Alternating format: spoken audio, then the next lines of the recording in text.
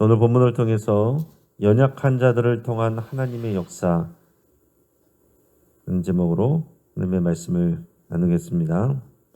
기차 선로에 보면은요, 선로 전환기라는 장치가 있습니다.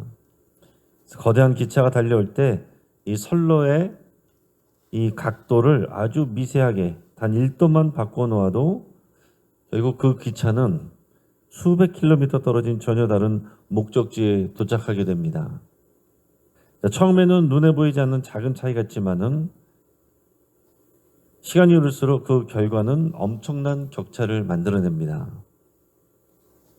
오늘 우리가 나누게 될 노아의 세 아들 셈, 함, 야벳, 그 이야기가 바로 그래요. 그들은 새로운 언약의 주인공들이었습니다. 그러나 그들은 완벽한 사람이 아니었어요. 저마다 연약함이 있습니다. 노아마저도 허물이 있었습니다. 그런데 아버지의 실수라는 똑같은 상황 앞에서 세 아들이 보인 이 짧은 반응 하나가 그들 개인을 넘어서 인류 전체의 역사를 바꿔놓았습니다. 오늘 말씀을 통해서 우리가 어떤 태도로 또 인생의 선로를 설정해야 될지를 잘 묵상하시기를 바랍니다. 그럼 먼저 20절, 21절, 오늘 본문의 20절, 21절 같이 읽겠습니다. 노아가 농사를 시작하여 포도나무를 심었더니 포도주를 마시고 취하여 그 장막 안에서 벌거벗은지라. 자, 홍수라는 엄청난 심판 속에서 살아남은 당대의 의인 노아이고, 그는 홍수 이후 처음으로 한 일은 이제 농사를 짓는 거였습니다.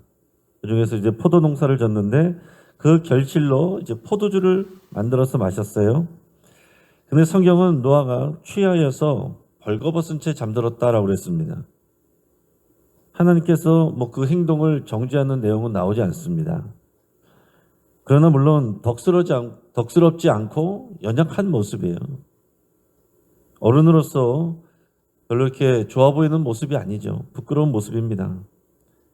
마치 마라톤 완주 직전에 넘어진 그런 챔피언과 같다라고 이렇게 비유를 할 수 있어요. 자, 1년 가까운 홍수의 공포를 이겨낸 신앙의 거장 노아이지만은 이런 노아도 평화가 찾아온 일상의 방심 앞에서 무너졌습니다. 결국 아버지의 연약함 때문에 나중에 보면 인생에 꼬이는 자녀와 후손들이 나오는 거예요. 우리도 큰 위기 때에는 정신을 바짝 차리고 기도를 합니다. 위기가 올 때는 우리가 잘 모였어요. 또 기도하고 긴장합니다. 그러나 정작 무너지는 때는 어떤 때냐면 모든 것이 평안할 때예요. 성공한 뒤에, 또 직장이 안정된 뒤에, 또 자녀들이 잘 풀린 뒤에 우리는 노아처럼 영적인 옷을 벗어버리곤 합니다. 선줄로 생각하는 자는 넘어질까 조심하라 라는 말씀처럼 그럼 우리는 평안할 때 더욱 깨어 있어야 됩니다. 이런 국제사회에서도 보면 그래요. 아주 나쁜 이 나라나 민족이 나라들을 괴롭히거나 독재자가 통치하거나 그래서 백성들이 고통하거나 어떤 큰 적이 있을 때, 큰 악이 있을 때 그때 많은 백성들이 고통합니다. 그럴 때 그 마음이 간절해지고 가난해집니다. 그런데 그런 주적이 없어지거나 독재자가 사라지거나 그래서 나라들이 독립을 하거나 그렇게 되면요. 처음에 평화가 옵니다. 그런데 조금 지나면 어떻게 되느냐. 사삽, 분열. 사람들이요. 너도 나도 자기들의 개인 주장이 세지면서 분열하는 일들이 생겨요. 그러니까 우리 개인적인 삶 가운데도 마찬가지입니다. 우리들이 어려운 일이 있을 때 정말 큰 어려움이 있을 때는요. 우리가 마음이 가난해지고 또 공동체에서도 하나가 되고 같이 기도하고 그런 상황이 되다가 평안해지면 그전에는 문제가 아니었던 일들이 수면 아래 있던 것들이 다 튀어 올라와서 작은 일들이었던 것들이 없었던 일들이 오히려 문제가 되고 하는 것을 보게 됩니다. 이 노아의 모습도 그랬다는 거죠. 그 앞에서 정말 그 어려운 노아 홍수의 그런 사건들을 정말 믿음으로 이겨낸 노아였지만은 평안해지니 자기도 모르게 그런 연약함이 드러났다 하는 얘기입니다. 이런 아버지의 수치를 목격했을 때 세 아들의 반응이 이제 극명하게 갈렸습니다. 오늘 본문 22절, 23절 같이 읽습니다.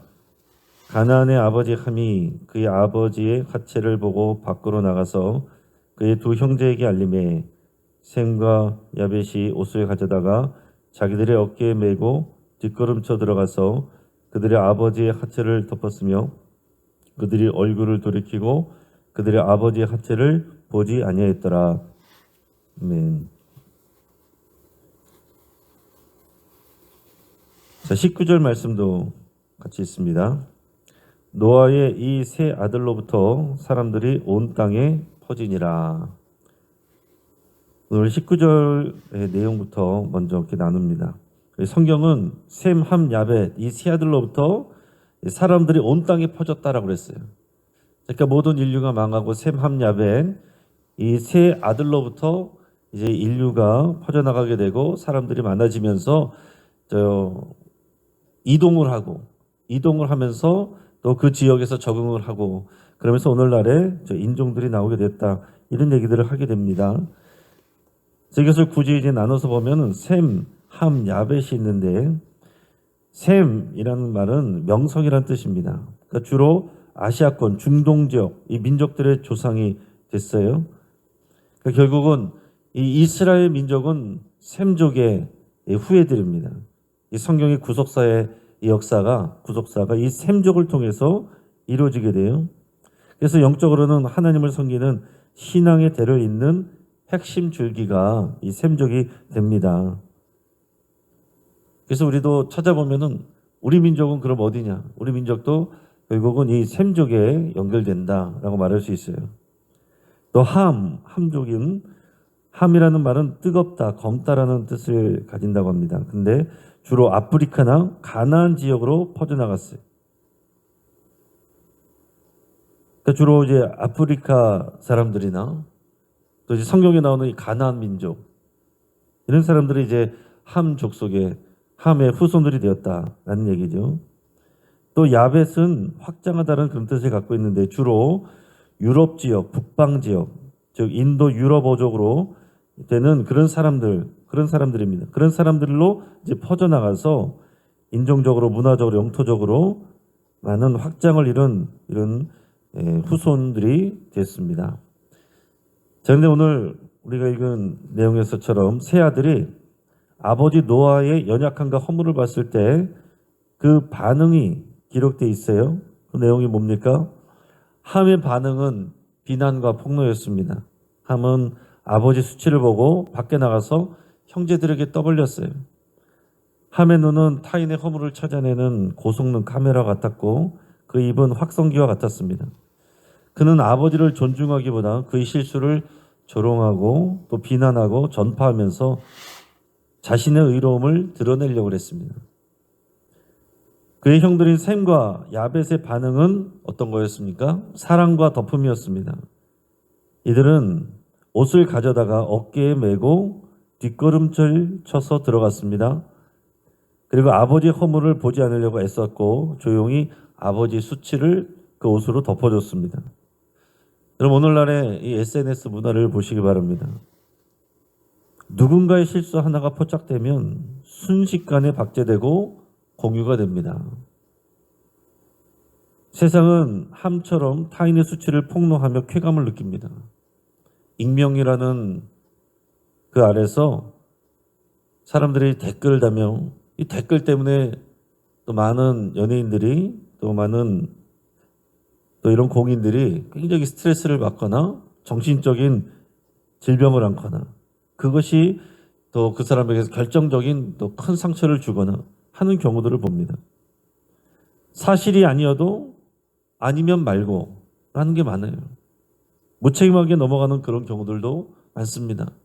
최근에 이제 뉴스들도 보면 유명한 연예인들 또 가수들 행복하게 또 이제 결혼도 하고 잘 지내고 잘 나갔는데 또 이런 폭로가 이어지고 그런 것들이 확산이 되고 언론화가 되고 그러면서 재판을 받게 되고 그야말로 모든 명예가 땅에 떨어졌습니다. 근데 재판을 하고 1년, 2년 그런 지나고 나서 재판 결과는 무혐의로 결론이 났어요. 무혐의로 결론이 났지만 이미 그때는 사람들은 거기에 관심이 없어요. 그냥 그 사건이 있었던 것만 기억합니다. 그냥 그 한 사람의 인생이 그냥 나락으로 떨어져 버린 것입니다. 최근에는 유명 영화배우가 물론 허물이 있었지만은 또 이런 것들이 또 언론화가 되고 계속해서 사람들 입에 오르내리면서 결국에는 버티지 못하고 또 자살하는 그런 모습들도 있었어요. 하지만 교회는 또 우리 성도는 이불이 되어야 됩니다. 밖은 춥지만 이불 속에 들어가면 따뜻한 것처럼 우리의 공동체는 서로의 허물을 덮어주는 온기가 있어야 됩니다. 물론 죄를 덮어주라는 말은 아닙니다.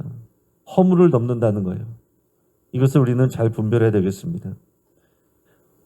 우리 삶 가운데서도 배우자의 단점을 본다든가 자녀의 실수를 본다든가 동료의 약점을 보았을 때 여러분들은 입을 먼저 여십니까?